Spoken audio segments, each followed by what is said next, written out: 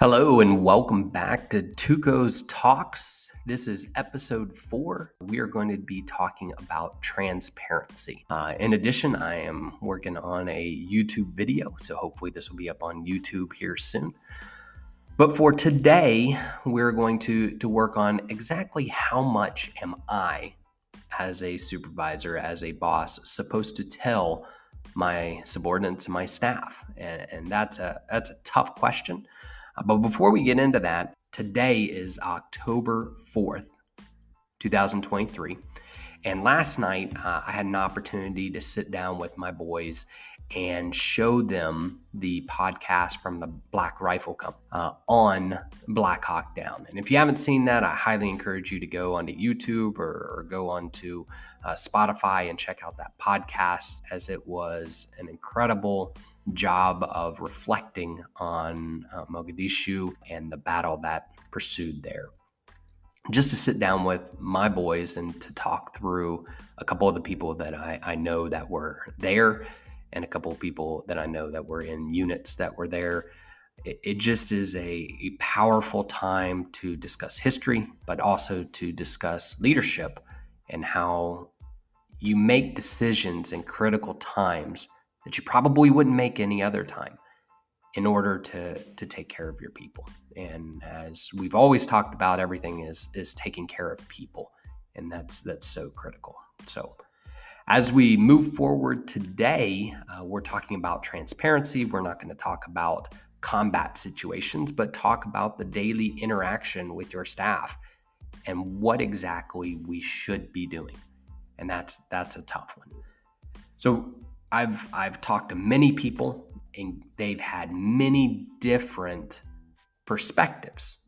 One time I was assessing for a special mission unit, and the question that was asked to me is, you have to lie to someone. Do you lie to your boss or your people? And you have to make a decision on one or the other. And that was very difficult for me because when I think about my boss and the great bosses that I've had, they have covered me and they have protected me and they have tried their best to put me in the best position. And if I ever lied to them, they're not able to do that. And that's a horrible, horrible feeling of being all by yourself. In the same manner, you don't ever lie to your people. You don't ever lie to your people. Ever. If you lose trust within your organization and within your staff, you're completely out on a limb and you're going to lose your team. So you're sort of stuck in a conundrum there. And I won't get into my answer, and I don't want to affect you if you ever are asked that. But just know the realization of lying to someone is just going to get you in trouble. So when I talk about transparency, that's not what I'm talking about. That's an easy decision. It's not even worth the subject. Transparency, what we're talking about is how much information am I going to give, and how much is my team willing to hear? And then you have to sort of break that down. So we'll work. No matter what, you always give information in your vision and your perspective. You cannot hold back on either of those two. If you don't provide a clear, articulate vision, and if you don't give permission to your staff to ask questions about your vision, you're going to lose them, and ultimately your organization is going to falter, if not fail, because of that. In addition to your vision, you must give your perspective. Why do you think that that's important? Why do you believe those values or that direction is the way we want to go? If you don't give them the why behind it, you will allow people to poke holes in it. You will allow people to have conversations outside of your interaction, and ultimately it'll lead to the demise of what you're trying to do there. In the same manner, you don't have to share everything. There are some things that are not positive to share with everyone. And you must have wisdom in that, and you must understand what is it I'm trying to display to everyone and provide information to everyone in a way that is going to be beneficial to the team. If it is not beneficial, then you may not want to share that information, and that becomes difficult. And that's why it's important to have a second person in charge that you can go to and have those conversations with. And I can't tell you the amount of times, and I love the military because for young leaders, they provide experienced NCOs that are able to have conversations and give you the mentorship and the advice that you're able to get. And I highly encourage in the civilian organizations, you have that same wisdom. Find somebody who is smart, who has been around for a while, that understands the culture if you're new, to be able to give you that information. And then give that person permission at any time to ask questions. Just if you need to close the door, and they can question you on anything and make sure they understand where you're coming from. You may not always agree with that person, and that's fine, but you need to understand they're the expert, and you need to understand if you choose to go against what they're saying, there may be large consequences for that. And so you have to make those decisions, but you have to get there. So have conversations, have someone within your team or a group of people that can ask questions at any time and be able to listen to what they say. It's important also to give periodic updates. So to not give information is a problem. So transparency is giving that information. So in your staff meetings, we talked about that in the first staff meeting, right? Or first episode about staff meetings is tell people what you're doing and then give them an update on how it's going. And that is the key to transparency, making sure you provide information. There is nothing that is disheartening as a vacuum at the top. What is the leader doing? What are their priorities? Where are we going? How are we doing? They don't need that every day, but they need that every once in a while. If you're not giving a monthly feedback to your staff, then they're asking themselves the question. They're asking it, so make sure that you give them that in enough time that they're not talking around the water cooler or the coffee machine, that they can work that. So that's important. In order to give your staff and the entire team an update, you need to trust your people. You need to trust that they are able to handle the information. They are able to receive it in a way that is beneficial. So have the information, provide the information, trust your team that they can handle it, and work with your expert and your advisors to find out what information they need. And so how that will look is your leadership team needs to sit down before the staff meeting, and you need to vet what information you're going to give and vet what you think, or what they think, more importantly, the team can handle. And so it is a conversation as you work through that. The worst thing you can do is make decisions in a silo, making decisions in a small room. And what I mean by a small room is the amount of leaders that are in that room. If you start making decisions in the room, then people will wonder, why am I even on the leadership team? Am I being valued? Is what I think important to the boss? And if those answers are no, morale goes down. Empowering people is important. Encouraging people and demonstrating their value is the number one thing you're going to try to accomplish. Because once they feel encouraged that their voice matters, then they become more productive and they start leading. And their subordinates start going to them and giving them more information and telling them truth, because they know that if their boss comes into you, they'll be heard.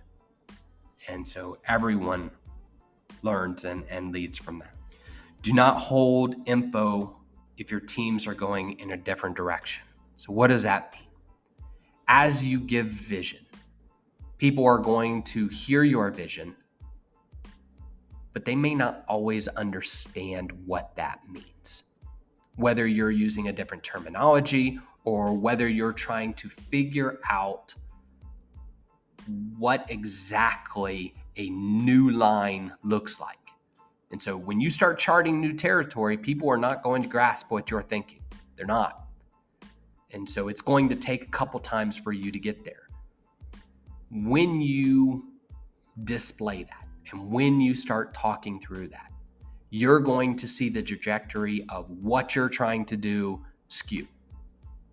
And so you're going to have to stop and say, all right, that's not exactly what I'm talking about. This is more the direction I think we need to go. Sometimes leaders are okay, well, I'll let them go in this general direction and we'll see where it goes.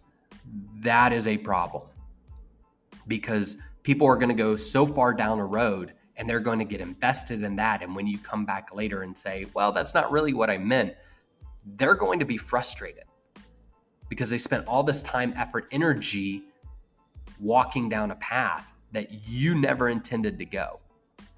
And so if you will give them constant feedback and let them know they are off course, they will appreciate that. And they may come back and say, well, I really think this is the way we need to go. And there's nothing wrong with stopping and saying, okay, well, let's reassess. Let's reassess if my vision was correct. And ask for, give me 48 hours to think through what you're saying. I understand that has value, and I understand that you believe this. Give me a second to reassess what I'm thinking. And then go find your direct supervisor and say, hey, walk me through this. Because you as the boss may not be technically sound or the expert in what they're discussing. So go find the information, have a thought, and then see if the perspective needs to change and the vision needs to change. Be careful on your vision changing too much, because people will come back and be like, does he even know what he wants? Does he even know what he does? And so don't be afraid to change if it's the right answer, but be careful about changing too much and being swayed back and forth. Have your long-term plan. And remember, the long-term plan is the critical part, and how you get there instrumentally can change. Just be careful on it. All right. There are a couple people that need to be fully read in. And they need to understand everything that you're doing. One, your second person in charge. Your second person in charge needs to have the full picture and do not hold anything back. Even if they are going to violently disagree with you, you need to let them know. So have the tough conversations. Second person that needs to know everything is your administrative assistant. The person who is in front of the office, the person who is doing your schedule, the person who is day to day. They need to know everything.